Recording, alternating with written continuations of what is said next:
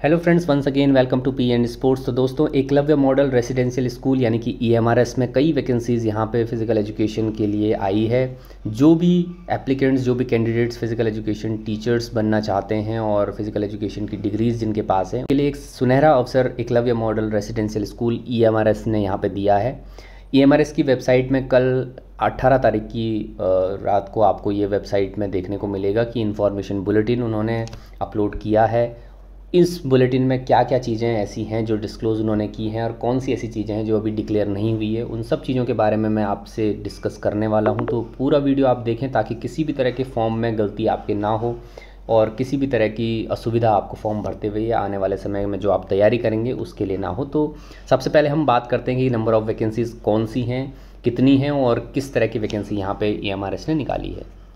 So dear friends, number of vacancies बहुत सारी हैं ट्रेन ग्रेजुएट टीचर के रूप में अलग अलग सब्जेक्ट्स में। अगर आप दूसरे सब्जेक्ट के लोग अगर कोई वीडियो देख रहे हैं तो आप पूरे इस इन्फॉर्मेशन बुलेटिन में इसको देखेंगे। अगर तो यहाँ पे अपने सब्जेक्ट के हिसाब से आप लैंग्वेज की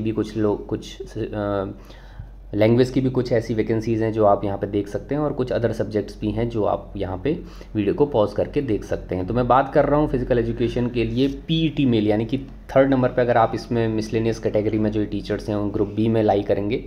PET मेल की कुछ वैकेंसीज़ हैं यानी कि 321 वैकेंसी बम्पर वैकेंसीज़ यहाँ पे निकाली गई हैं और मेल के लिए अलग वैकेंसीज़ हैं, फीमेल के लिए अलग वैकेंसीज़ हैं।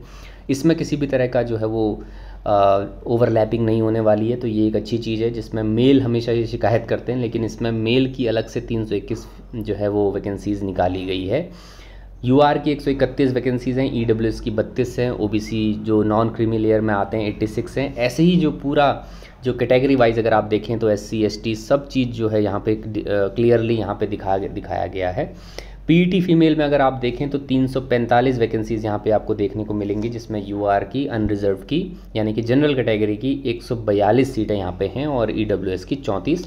इसी तरह से पूरा जो हॉरिजॉन्टल जो कोटा लगता है उसके हिसाब से रिजर्वेशन के अलग अलग कैटेगरीज के हिसाब से आपको यहाँ पे देखने को मिलेगा।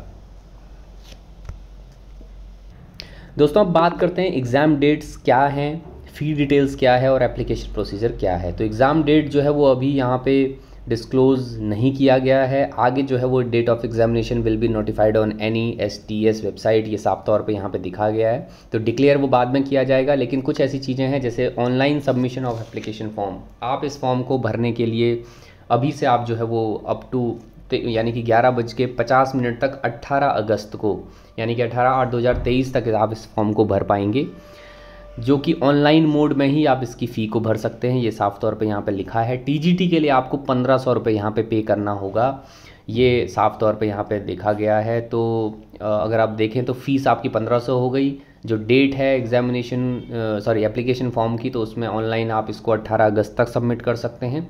Date of examination will be notified, साफ तौर पे लिखा हुआ है। ड्यूरेशन ऑफ एग्जामिनेशन अगर आप देखें तो 180 मिनट यहाँ पे 3 घंटे का पेपर फॉर टीचिंग स्टाफ और 150 minute for non teaching staff. तो P जो है वो फिज़िकल एजुकेशन टीचर जो है वो PET 180 मिनट्स यानी कि टीचिंग स्टाफ में लाई करेगा, यानी कि 3 घंटे का पेपर उनका होने वाला है। Centre of examination as indicated on admit card, यानी कि जब एडमिट कार्ड आएगा तब सेंटर ऑफ एग्जामिनेशन वहाँ पे आपको देखने को मिलेगा। Different set of question paper और करस्पॉन्डिंग आंसर की जो बाद की बात होती है, जो कि जब आप एग्ज़ाम दे देते हैं तो उसके बाद चैलेंज कर सकते हैं, आंसर कीज़ जब आती है, तो ये सब चीज़ें डिस्प्ले आपको NESTS की वेबसाइट पे देखने को मिलेगा। Declaration of OMR based test result on, ये भी आपको बेसिकली OMR जो बेस्ड टेस्ट का रिजल्ट है, जो रिटन टेस्ट का रिजल्ट होगा वो भी आपको साइट पे मिलने वाला है। तो बेसिकली आपकी जो फीस है वो ऑनलाइन ही एक्सेप्ट होगी, सीधी चीज़ है। और एप्लीकेशन फॉर्म भी किसी और अदर मोड में एक्सेप्टेबल नहीं होगा।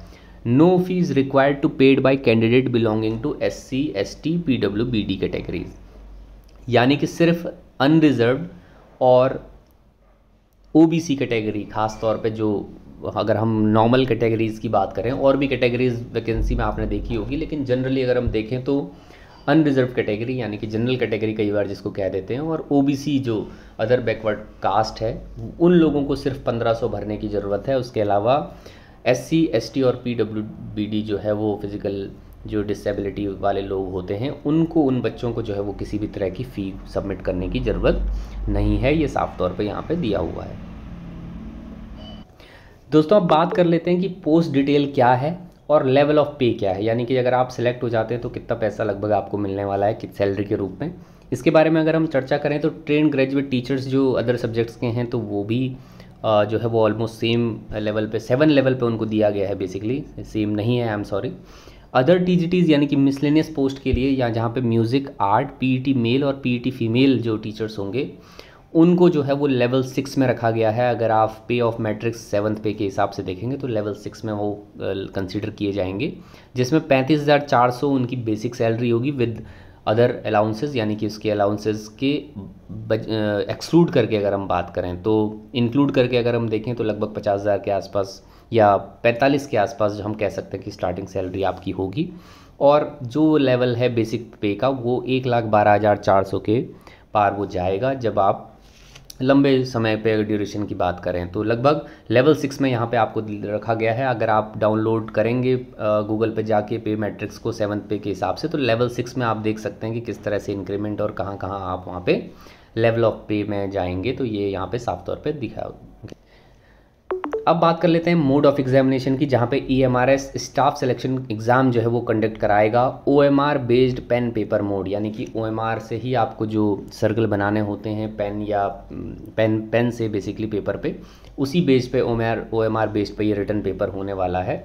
Choice of medium of question paper examination, इसमें साफ साफ लिखा गया है कि medium of examination will B both Hindi and English, दोनों और हिंदी और इंग्लिश में दिया हुआ होगा। कुछ ऐसे केसेस होंगे जो लैंग्वेज से रिलेटेड होंगे तो उसमें तो ऑब्वियसली जो है वो रीजनल लैंग्वेज वहाँ पे ऑप्ट की गई होगी, लेकिन अगर फिजिकल एजुकेशन के हिसाब से आप देखें तो हिंदी इंग्लिश दोनों में वहाँ पे रहने वाला है। अब आप एग्ज़ाम पैटर्न को देखें तो टीजीटीज़ के जितने भी एग्ज़ाम्स हैं, चाहे वो मिसलेनियस कैटेगरी में ही क्यों ना हो, वहाँ पे ऑब्जेक्टिव टाइप क्वेश्चंस होंगे जो कि 120 मार्क्स के होंगे और लैंग्वेज कॉम्पिटेंसी टेस्ट वहाँ पे होगा 30 मार्क्स का। अगर हम देखें तो कंपोनेंट ऑफ टेस्ट में जनरल अवेयरनेस आपको आएगी, नंबर ऑफ क्वेश्चन साफ साफ है यहाँ पे बिल्कुल क्लियरली दिया हुआ है, 10 क्वेश्चन आपके जनरल अवेयरनेस के होंगे। रीजनिंग एबिलिटी आपके 10 होंगे, नॉलेज ऑफ ICT भी 10 होंगे, टीचिंग एप्टीट्यूड से 10 क्वेश्चन होंगे। उसके बाद डोमेन नॉलेज में आ जाएगा, जहाँ पे आपका ओन सब्जेक्ट जो कि आपका सब्जेक्ट है उससे रिलेटेड चीज़ें आ जाएंगी, तो वहाँ पे जितनी भी चीज़ें हैं वो लगभग 80 क्वेश्चन आपके 80 मार्क्स के होने वाले हैं, जहाँ पे NEP या खेलो इंडिया, फिट इंडिया और अदर प्रोग्राम्स के बारे में भी बात कर सकते हैं। अंत में जो है वो लैंग्वेज कॉम्पिटेंसी जनरल टेस्ट होगा, जो कि हिंदी में जनरल हिंदी होगा, जनरल इंग्लिश होगा या रीजनल लैंग्वेज अगर उनके लिए जिनका लैंग्वेज से रिलेटेड पेपर होगा। तो ये यहाँ पे आपको देखें तो 40% मिनिमम मार्क्स आपको लाने होंगे इसमें क्वालिफाई करने के लिए, तब जाके आप मेरिट के लिए कंसिडर किए जाएंगे। तो कुल मिला के आप देखें तो यहाँ पे 30 क्वेश्चन इसके होने वाले हैं, 120 + 30, और the test will be of 3 hours duration. जैसा मैंने पहले भी कहा था कि टीचिंग की जितनी भी वैकेंसीज़ हैं, जितनी भी सब्जेक्ट्स हैं, उनके लिए सभी के लिए 3 घंटे का ड्यूरेशन यहाँ पे हर एक पार्ट के लिए रखा गया है। दोस्तों मार्किंग स्कीम को देखेंगे आप तो 1 marks shall be awarded each every correct answer and 0.25 shall be deducted for every incorrect answer, यानी कि 1 मार्क्स आपको मिलेगा अगर आप करेक्ट करते हैं और आप गलत करते हैं तो डिडक्ट कर दिया जाएगा, यानी कि माइनस मार्किंग यहाँ पे है 0.25, यानी कि 1/4 आपके यहाँ पे हो जाएंगे। अनआंसर्ड क्वेश्चंस आप सब जानते हैं कि अगर आप आंसर नहीं देंगे तो ऑब्वियसली आपका वो किसी भी तरह का मार्क्स आपको वहाँ पे नहीं दिया जाएगा। डियर फ्रेंड्स, अब सबसे ज़रूरी बात कर लेते हैं कि एलिजिबिलिटी क्या है। टीजीटी फिजिकल एजुकेशन टीचर की जो एलिजिबिलिटी है वो नॉन एक्सीडिंग, यानी कि सबसे पहले एज की अगर हम बात करें तो 35 साल से ऊपर के जो लोग हैं, 35 साल से ऊपर के जो स्टूडेंट्स हैं जिन्होंने फिजिकल एजुकेशन की डिग्रीज़ ली हैं, BPED लिया है या MPED लिया है, वो लोग 35 से ऊपर हैं तो वो इस फॉर्म को नहीं भर पाएंगे। कब? जब वो अनरिजर्व कैटेगरी में होंगे। Age relaxation for SC ST OBC या other categories as applicable under the government of India rules, यानी कि आपको जो है वो SC ST कैटेगरी में जो भी आपको एज रिलैक्सेशन मिलता है according to the government of India rules, जो रिजर्वेशन में रिलैक्सेशन मिलता है एज का, वो आपका एप्लीकेबल होगा। लेकिन अनरिजर्व कैटेगरी के लिए आपको 35 साल से ऊपर की अगर आपकी उम्र है तो वहाँ पे आप इस फॉर्म को नहीं भर पाएंगे। अब हम अगर देखें तो EMRS के जो एम्प्लॉयज़ हैं, अगर कोई इसी संस्था में अगर कोई किसी के फादर या किसी के मदर अगर काम करती हैं तो उनको 55 साल तक के लिए अप टू 55 ईयर्स जो है वो वहाँ पे एज लिमिट यहाँ पे रखी गई है। एसेंशियल क्वालिफिकेशन अगर हम देखें तो bachelor degree in physical education from a recognised institution university, साफ साफ लिखा गया है, यानी कि बैचलर डिग्री होनी चाहिए फिजिकल एजुकेशन में किसी भी यूनिवर्सिटी, कॉलेज या इंस्टीट्यूशन से। तो ये एक सिंपल सी जो है वो एलिजिबिलिटी यहाँ पे दी गई है। अब इसमें कई बार ये कन्फ्यूज़न होता है कि बीपीएड होगा, बीपीएड तो खैर कोई इशू नहीं है, लेकिन बीपीईएस को क्या कम कंसिडर करेंगे या पहले बीपीई होता था उसको कंसिडर करेंगे। तो मेरे ख्याल से इसमें पूरी तरह से कंसिडर किया जाना चाहिए, क्योंकि किसी भी तरह से शॉर्ट फॉर्म यहाँ पे लिखा नहीं गया है, किसी भी तरह से ये नहीं कहा गया है कि bachelor degree in physical education कहा है तो वो तो बीपीईएस भी होती है। तो एसेंशियल क्वालिफिकेशन के लिए अगर आपने बीपीईएस भी किया है तो आप इस फॉर्म को ज़रूर भर सकते हैं, ये पक्की बात यहाँ पे लिखी गई है। अब जो बात हम एज रिलैक्सेशन पॉलिसी की कर रहे थे, तो उसमें अगर हम देखें तो कैटेगरी के बारे में बात कर रहे थे, तो 5 साल का जो शेड्यूल कास्ट और शेड्यूल ट्राइब यानी कि एससी और एसटी के लिए 5 साल का रिलैक्सेशन है, अदर बैकवर्ड कास्ट के लिए 3 है। उसके अलावा और भी ऐसी चीज़ें हैं जिसमें जम्मू एंड कश्मीर के डोमिसाइल वाले हैं या women only if applying for TGT post, all category के लिए 10 साल यहाँ पे रखा गया है। तो वुमेन के लिए एक अच्छी खबर यहाँ पे है कि सारी कैटेगरी के वुमेन, चाहे वो अनरिजर्व हो चाहे वो रिजर्व हो, सबके लिए जो है वो यहाँ पे टीजीटी पोस्ट में 10 साल का रिलैक्सेशन यानी कि 45 साल उम्र तक आप इस फॉर्म को भर सकते हैं। तो ये एक बहुत अच्छी चीज़ यहाँ पे दी गई है। और भी ऐसी चीज़ें हैं जो आप वीडियो को पॉज कर सकते हैं, अगर आप कहीं पे लाइक कर रहे हैं तो वहाँ आप इस तरह से अपने आप पे अप्लाई करके इसको आसानी से देख सकते हैं। और एक्स सर्विसमैन के लिए भी कुछ चीज़ें लिखी गई हैं, तो ये सब चीज़ें भी आपके लिए हो सकती हैं।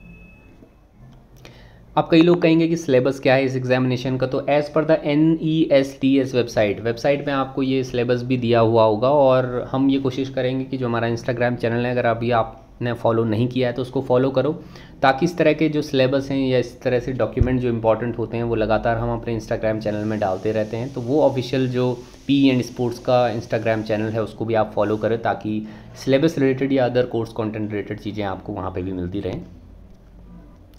सो एट लास्ट अगर हम देखें तो बाकी की जो अंडरटेकिंग से रिलेटेड लेटर्स हैं या और भी चीज़ें हैं यहाँ पे आपको देखने को मिलेंगे। एग्जामिनेशन सिटीज़ को हम डिस्कस कर लेते हैं लास्ट में।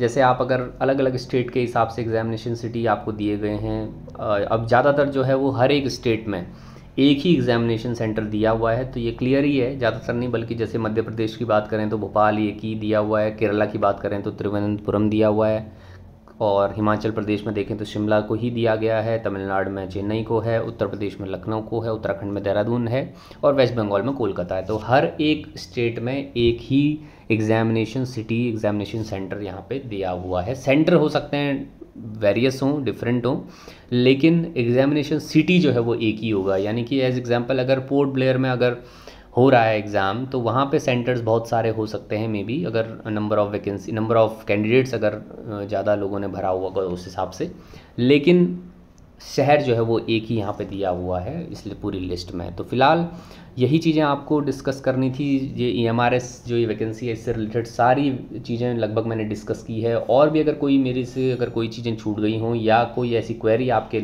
मन में हो तो कमेंट बॉक्स में आप ज़रूर लिखें। जल्द से जल्द आपकी समस्याओं का जो हम समाधान करेंगे, उन सब चीज़ों को रिजॉल्व करेंगे। तो फिलहाल इस वीडियो में इतना ही, आगे भी हमसे इसी तरह से जुड़ते रहिए। तो चैनल को सब्सक्राइब जरूर करना है आपको। बहुत बहुत धन्यवाद।